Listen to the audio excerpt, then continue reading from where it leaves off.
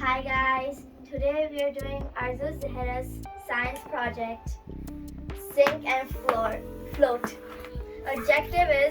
The objective of the experiment is to explore the concept of determining if these objects will float or sink.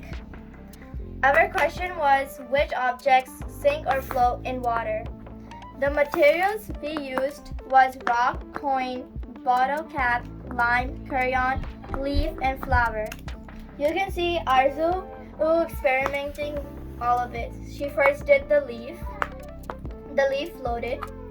Then she did the lime sinked. Then she did the flower floated.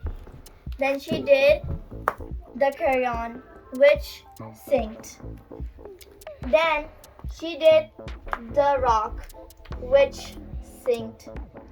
Then she did the coin, which sinked. Then at the last she did a bottle cap, which floated.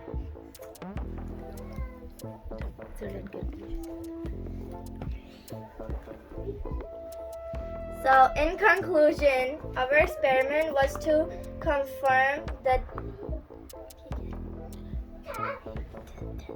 density played a crucial role in determining whether a object will sink or float in water.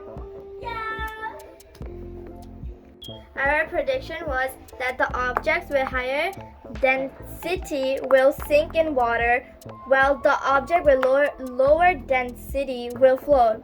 This is because objects with higher density are heavier and cause them to sink, and on the other hand, objects with lower density are lighter and causing them to float on the surface.